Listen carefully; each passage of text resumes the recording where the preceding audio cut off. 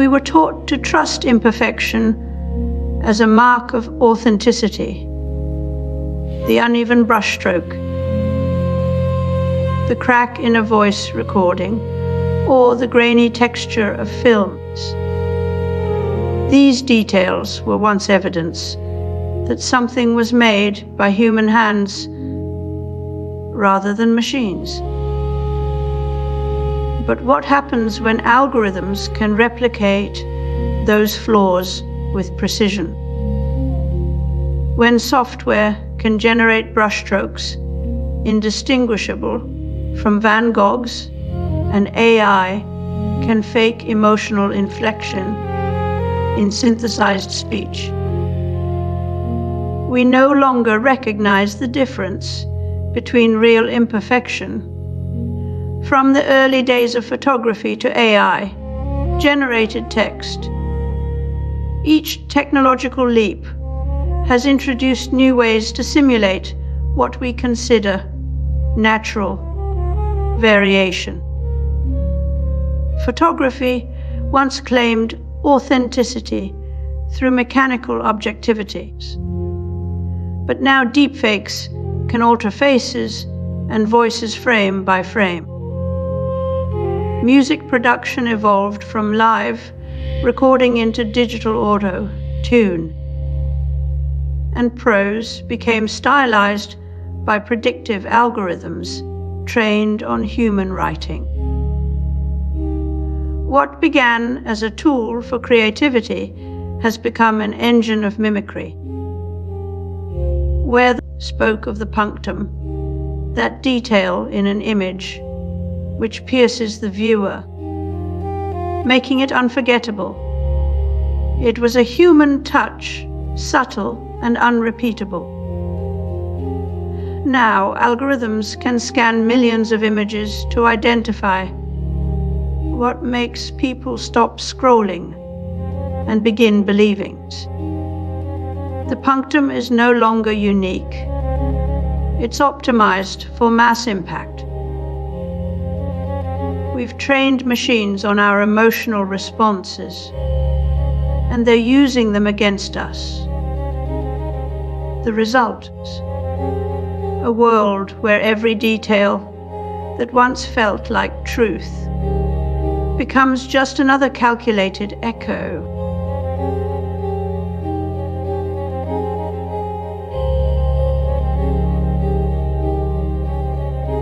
Instagram's visual language is a carefully curated ecosystem where color theory, minimalism, and grid harmony drive engagement.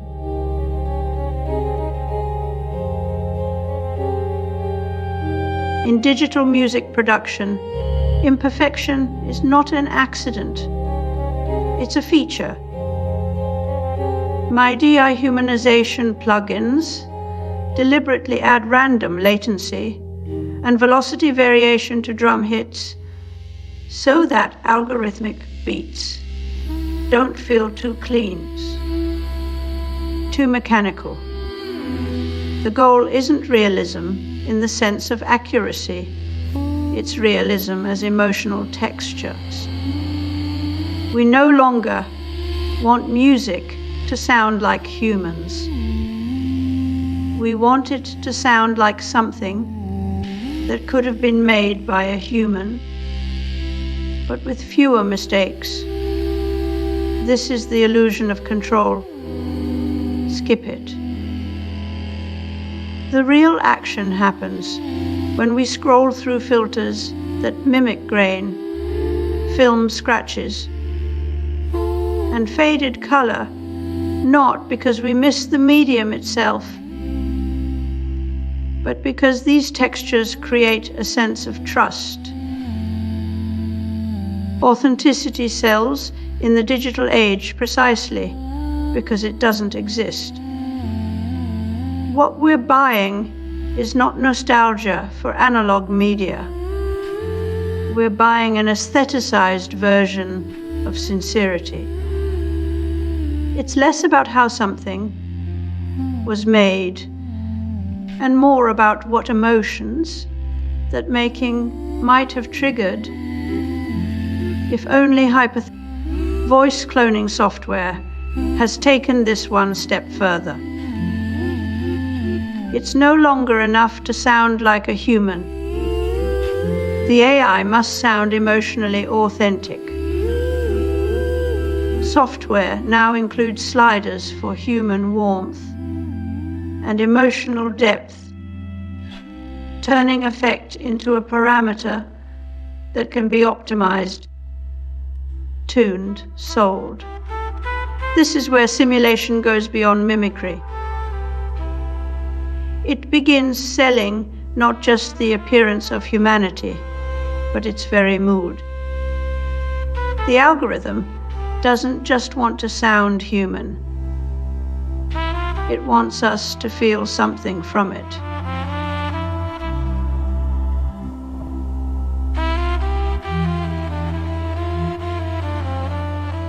One of the differentiating factors in robots that are used, say, industrial in applications of that sort, that you can build a very precise robot that, say, would weld within a few millimeters of where it should weld, or you could use, say, vision processing to figure out where the object is and to manipulate it with very coarse mechanical devices. Yeah.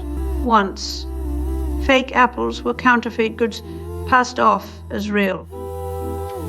Now we clone voices and faces to produce fake truths, entire realities that feel more human than humans themselves.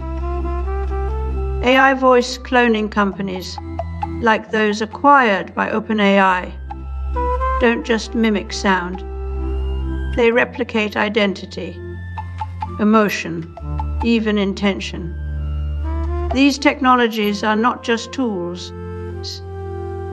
They are accelerants in a race to make simulation indistinguishable from life itself.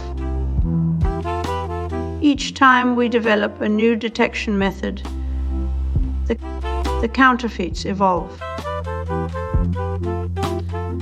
It's like trying to catch your own shadow in motion. There is no line between real and fake, because both sides are adapting too fast for anyone to catch up. The system self replicates, endlessly simulating its opposites, turning detection itself into another layer of fiction. The war between authenticity and simulation is not just technical, it's ontological. We no longer ask if something is true. We now wonder if it could be real at all. The system wins when we lose the ability to distinguish the original from its copy, or worse, when we become suspicious of everything, including our own memories.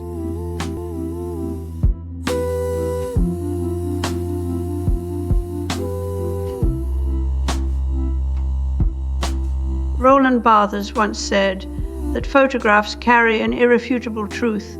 A that has been a snapshot, a moment crystallized in time with evidentiary force. But what happens when every image is generated ex nihilo? When deepfakes, AI art, and synthetic media make pasts we never lived feel just as real as the present. The photographs once reliable this was becomes a fiction of convenience. And if you can't trust time itself, who exactly are you believing when someone says something existed before? The illusion is not just in images, but in time itself. Memory becomes a dataset to be optimized, curated by algorithms that select which moments are important enough to preserve. If the photograph no longer guarantees truth, then history is rewritten by whoever controls what gets synthesized and what gets erased. We're not simply losing memory. We're replacing it with a version authorized by systems more interested in coherence than facts. Neil Postman warned of a technopoly, a society where technology becomes the primary authority, silencing all other sources of meaning. We've arrived there. Reality is no longer experienced directly. It's authorized by platforms that decide what seems real enough to pass for truth. Even our senses become secondary interpreters in an age where perception itself has been outsourced to algorithms. The photograph is dead, but the myth of authenticity lives on, sold and resold at market